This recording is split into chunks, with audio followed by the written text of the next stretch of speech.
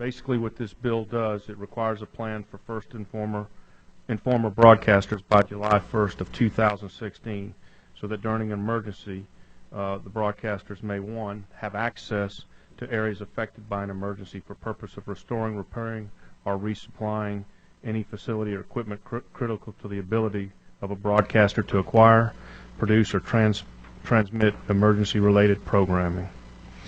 Also having access to the distribution of fuel, food, water, and supplies and equipment, and not have vehicles, fuel, food, water, or any other materials seized or condemned that are essential for them maintaining or producing a broadcast or broadcast signal.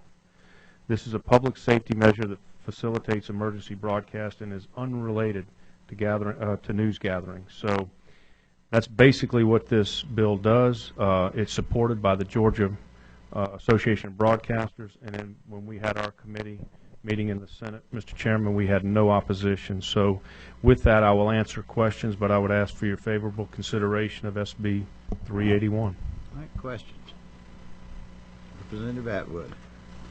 Thank you, Mr. Chairman. Senator, I particularly appreciate you bringing this bill. This is critical for, I'm not sure where your district is, for my district down on the coast. I've had to evacuate Correct. The coast on more than one occasion, and it is really, really helpful. When we had a tornado, I'm Cherokee County in North Fulton, and it knocked some trees and power out, so I agree with you. Thank you, sir. Thank you, Mr. Chair. Good. Mr. Hitchens. Yes, Senator, having been over Georgia Emergency Management Agency in the past, I was just wondering, I hadn't talked to any of them. Are they on board with this? I'm sorry? Yes. GEMA. Oh, GEMA's on board. Yes. Yeah, okay. Yes, sir. And I've also I've talked to the governor's office before I even went forward with this after the 2 recent snowstorms, and I wanted to make sure, and they had no problems with this legislation.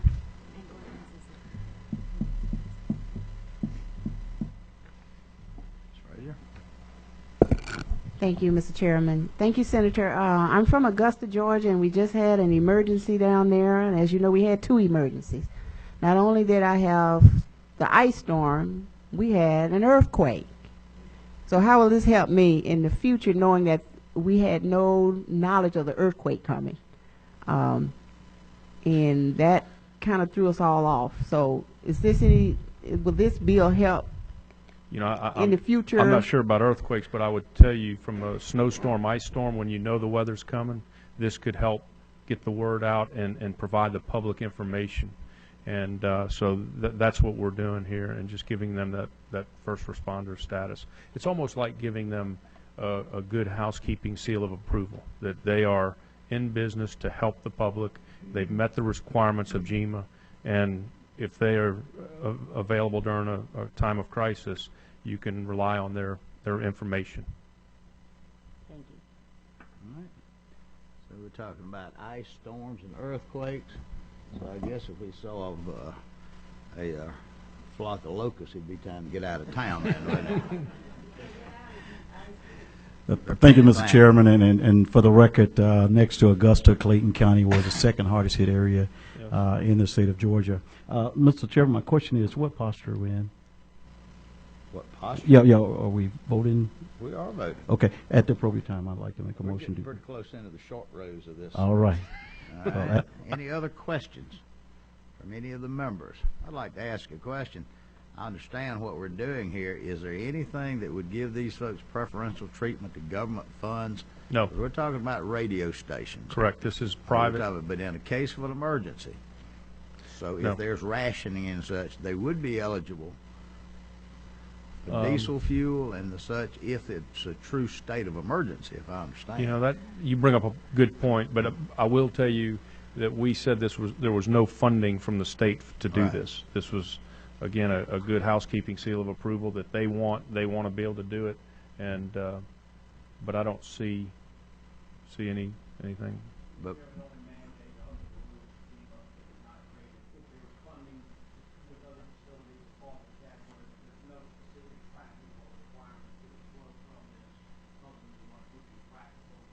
would you like to come up here and identify? Former Senator, come forward, please. Come forward.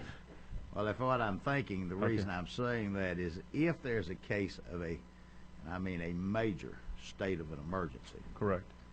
then radio stations, these radio stations we're talking about, that have to be some method of communications. Correct. And that with this status, first responder status, would probably make these more eligible to be on the cutting line. And if there's a necessity of the need for diesel or generators or something so that they could be up and running, they would probably be first on the list then. I would think so, yes. Great. Mr. Hitchens? I'm just guessing, but are there plans in the works so that they're given some type of identification cards? Is GEMA going to furnish Yes. them, or so that they can be identified at the scene? Correct. Right. Okay. Taylor? Thank you, Mr. Chairman. I do think on line 34 it talks as that you would have access to these fuel, water, whatever it is to keep your stations running, which is very important, and I appreciate that. And also in line 39, I appreciate that you're working with GEMA to develop and make the courses and things that we will need to have this working for Yeah. training personnel. And again, I'm from South Georgia, and we all have these, whether it be a flood or storms that come Yes. through, and it's very necessary, and I appreciate that you're going forward with this. Well, thank you very much. Do we have any other questions of any committee members? Do we have anyone here today that wants to testify in favor of this bill or in opposition? Don't be timid. We're not going to bite.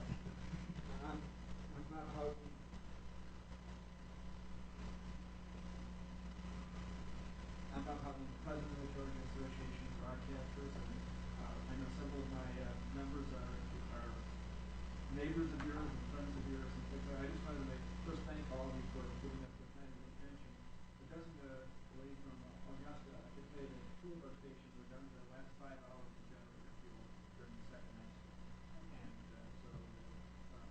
And going back to the question about fuel, all our companies are privately owned, except Georgia Public Broadcasting. So they, for example, when Hurricane Katrina hit, that's really when this bill got its start, was the people in Albany, Georgia, were delivering fuel to southern Mississippi, to Wilcox, as some of you know, and his vehicles were turned around, and fuel was not allowed to go to Mississippi to Louisiana. And the same thing happened with Justice family in Columbus, and the same thing happened to them. That really started the wheels turning. The bill, some of the bills of this have passed in Indiana, Illinois, and Nevada, and it's up and very close to being passed in Oklahoma, Tennessee, and Alabama as we speak. So we think this is a nationwide thing, and we will not be coming to the state of Georgia for any money. Promise? Yes, sir. All righty. If no one else wishes to speak either in favor or in opposition, what is the will of the committee? Second. We have a motion and a second. This is such a feel-good bill, I just don't know what to think about this. Thank you. I don't think I've heard this much enthusiasm. And I will tell you that I have been contacted by my local radio stations. Yeah. And I promised them that I would tell y'all that the very reason I've called this bill up is because of M.J. Nizer and Brian Hicks. Exactly. We have a motion. We have a second. Do we have any other discussion or any subsequent motions? If not, all in favor say aye. Aye. Opposed? Senator, who's going to be handling this bill for you? Have you got someone in mind? I was told you. Well, I'll be glad to. I've Well, already thanks. had a couple of folks, Representative Atwood and I think Vice Chair. But whoever would like to carry it, We got plenty of us on here, Okay. and we'll get this if handled. you'll We'll get if it you'll handle that for me, Mr. we'll Chairman, get I'd it- appreciate we'll get that. it dispatched And for you, I Senator. want to thank you for allowing me to come before your committee and thank the members for voting for this. Thank you very much. Thank you for your courtesy. All right. Is Senator Stone here?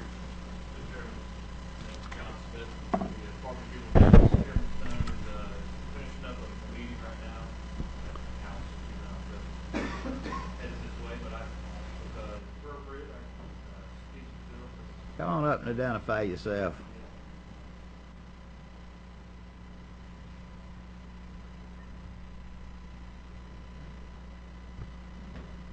Thank you, Mr. Chairman. Members of the committee, my name is John Smith, and I handle legislative affairs for the Department of Juvenile Justice. Senate Bill 324 is a bill that it's a department bill that's supported by the administration.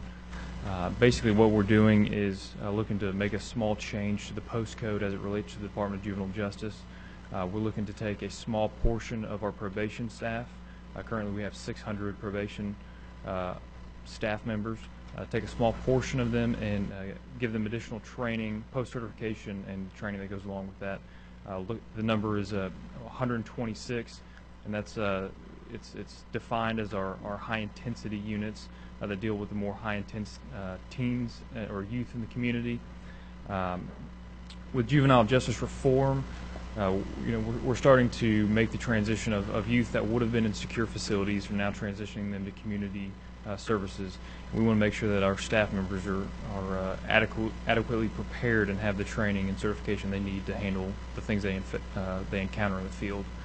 So that's all this bill does. It just makes a small change to the post statute as it relates to the Department of Juvenile Justice. I can answer any questions about it, Mr. Chairman. All right, committee members, questions? Ms. Frazier. Thank you. My question is, you say high-intensity delinquents. Can you define the type of crimes these are? Yes, ma'am. In the code section, youth who have committed Class A and Class B felonies, it's required, Class A, they're required to, once they leave a secure facility, be under intensive supervision for 12 months. And so the probation staff in our community division go into the neighborhoods where they live and reside, make sure that they're meeting curfew, that they're hitting all of their points of supervision that the court has placed on them, making sure that they're hitting all of those. So that's what, and so we want to take a small portion of our probation staff and make sure they have the tools and skills to properly address some of the issues that they're getting into, and currently they don't have that training. Thank you. Mm-hmm. Representative Hitchens. I was, in reading the bill here, it also makes it obvious to me that having served on the State Identification Commission for about 12 years, yes, that would also entitle them. And I was just curious as to how many of your officers have been killed or seriously injured in the last 8 or 10 years. So as it relates to the community side, we haven't had that at all. So we don't have the statistics. As I know you're aware that fund is administered by DOAS. Right. And so this basically we looked at that angle, and it was negligible, the impact on that fund based on the small portion that we want to actually certify. I thought that. I just want to be certain. Yes, sir. All right. Representative Jackson. Thank you, Mr. Chairman. Will these officers have arrest powers? They will within their course of duty. So these won't be similar to other post officers throughout the state. These probation officers won't be riding down the street and see something occurring and respond as if they're state patrol or anything like that. But within the realm of their duty, they will have arrest power to handle situations that arise while visiting communities and whatnot, and fulfilling the probation side of their task. So they will be making field supervisions? Yes, sir, that's correct. Thank you. And that's something that's currently going on, and what we're attempting to do is catch up the training to things that are already taking place. Representative Atwood. Could you tell me what this does for them? Specifically what the need is? Why am I doing this? So there's kind of twofold there. One is the comprehensive training that comes along with being post-certified. We have just kind of a little story. We have people who are probation staff members who are great at the social aspect, and we want to retain that, and we think that's important. But a lot of times they're placed in circumstances where they're in the community and they're armed with a cell phone and a flashlight and don't know how to handle conflicts that arise in the field.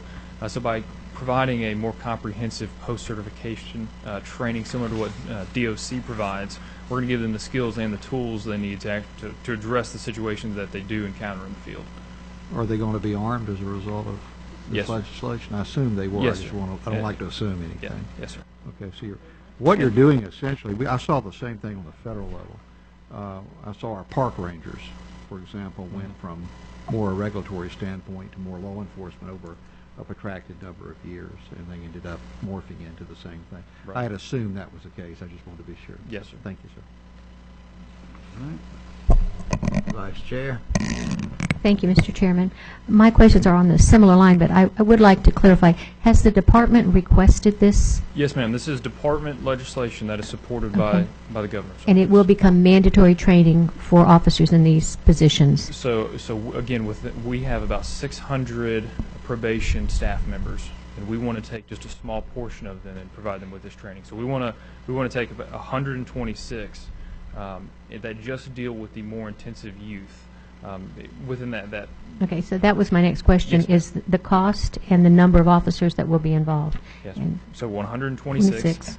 8 of them currently that are already filled in those positions have post-certification from prior employment. So we would be sending 118 of them through training. Cost, just based on our breakdown of what it costs to send someone through that entire training pipeline, the total amount would be $75,000, but that would be realized over the course of 12 to 18 months. And it would also we'd be filling in spots that we already have down at the Public Safety Training Center, and DOC already has. So we're going to be utilizing open seats to fill some of those. Thank you. Yes, I ma'am. appreciate it. Any other questions from any of the committee members? We are having some problems with our lighting up here. Ms. Frazier? Yes, sir. Thank you. Just one last question. How are the 126 officers going to be disseminated across the state? For example, Augusta, if we have, is there like a, So I'm in education, so it's like, is there a per pupil ratio, or how many? Yes, ma'am. They are they're broken into teams, and your standard team is 3 or 4 staff members. They are mostly located in metro areas, so Augusta, Savannah, throughout Chatham County, Metro Atlanta. So it's kind of where they tend to be more centered, and so it depends on the workload, and naturally we have more of those cases in higher density areas, and so that's why they are centrally located in cities. But see, we currently now have the probation officers that, we already have something in place where these delinquents are checked on. Correct. And so now we're just So training them now to be. we're adding additional training to a certain portion of them, and the issue is that as we shift more from the approach with juvenile justice reform, which passed last year, of having them in a secure facility, to where more youth are placed in a community environment, we just want to be prepared and to handle the situations that do arise when our probation staff members go into the community to check curfew at 10 o'clock at night, 11 o'clock at night, whatever it may be, that they have the training to keep up with what we're doing on the other side with reform. I understand. Thank you. Yes, ma'am.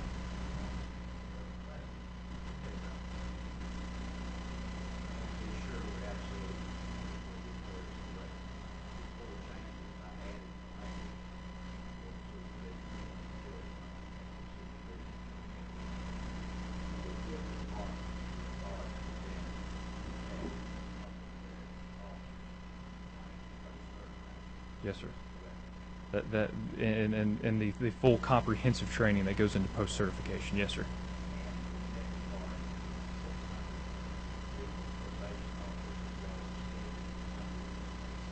That is correct. Right, but again, the designation for the language that we've used, the high intensity youth, that is a very specific even category in the department, to where we only have 126 members in those job categories. Mm-hmm. So it wouldn't even open it up to the other remaining portion of the 600, because they don't work in the high intense units.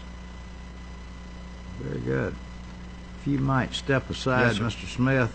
The chair has given a certain amount of leeway since the senator was tied up. but he is in the building, and if you would stay handy just in case.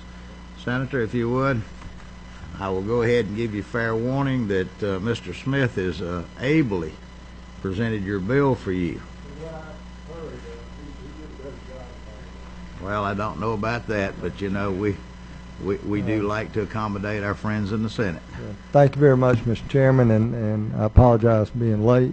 I was with some of your fellow colleagues here, Representative Atwood. The bill simply acknowledges reality where we've made a big change last year in criminal justice or juvenile justice, shifting a lot of the status offenders who may have been in custody in a secure facility.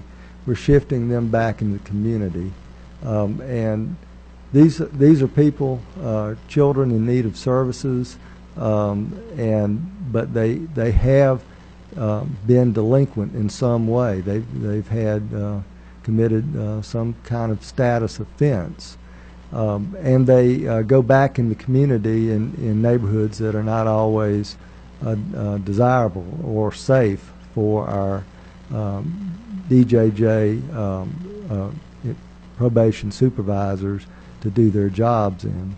So this will help them to be better trained to handle situations that will arise with a new class of probation, juveniles on probation, and it will carry out the purpose of what they refer to as high-intensity teams, and that is teams that are closely monitoring these juveniles that had been in secure facilities.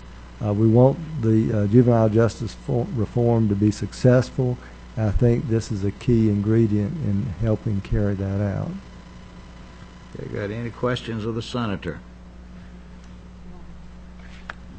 Representative Blanton. Thank you, Mr. Chairman. I don't have a question, but I do have a comment. I just want to say, Senator, I like your suit, and I certainly like the choice of tie you're wearing today. You've got good taste. All right. Thank you, Mr. Chair. I'm not the only one in the room, I'm sure, with the same tie. Representative Jackson. Thank you, Mr. Chairman. Senator, I just want to be clear. We're talking about delinquents that have been adjudicated guilty, have committed violent crimes, so to speak. Well, some could have, but I think the biggest number are probably going to be status offenders that would have previously gone into secure facilities. And they'll be put back into their homes. Right. So we're having, so they'll have intensive supervision, such as a curfew, programs that they'll have to attend, right, drug treatment, those kind of things. And these officers will monitor them 24 hours, or will they be in the field? Well, that I can't answer, but Mr. Smith possibly can.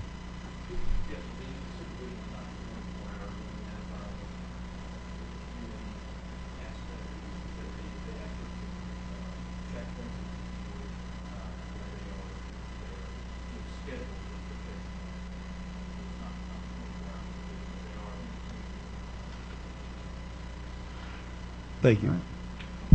Any other questions from any of the committee members? Yes, ma'am. Ms. Roger. Thank you, Mr. Chairman. I'm sitting here, but I'm a little concerned about the officers that are going to be going to certain communities, and I'm concerned about the safety. And I would like to know, where is the local law enforcement play in this? Because I'm thinking domestic violence, and a lot of our officers are always prone to that when they go to homes, and that's one of the main reasons why a lot of our officers get hurt confronting domestic violence. So is there some kind of collaboration here with the local government, with the local police officers, or is something they get in an encounter and they can't handle themselves? Where is that? Where are we with that, with the safety factor in that? I'm sure there is coordination, but the details of it, Mr. Smith may be able to add to.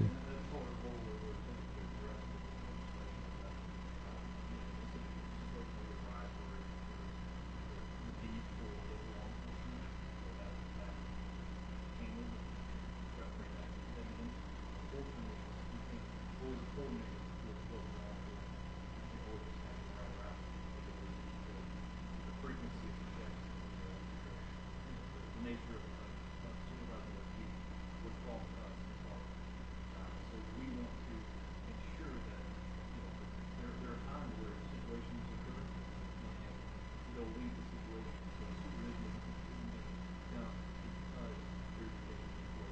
It's not. Okay. You can't immediately coordinate with local law enforcement. So it serves, it streamlines a lot of positions in a small portion to deal with the situation on a daily basis, to give them the tools and skills that they have to carry out. Will these officers have uniforms on?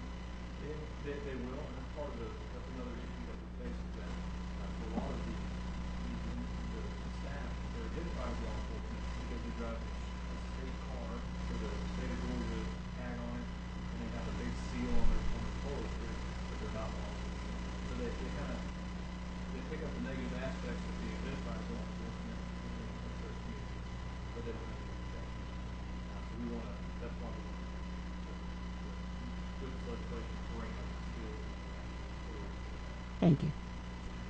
If I might add just a thing, you tell me if I'm wrong, but if I understood your question, juvenile probation, whether it be the juvenile probation or Department of Corrections probation or pardon and parole officers, they're all identified by the outfits they wear.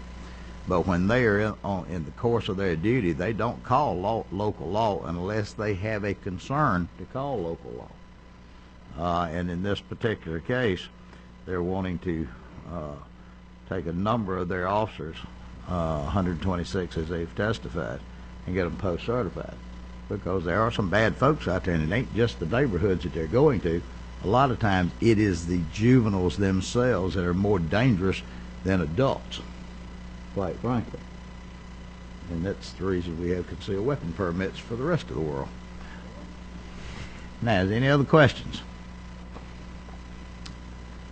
Does anyone else wish to address this bill? Anyone wishes to speak in favor?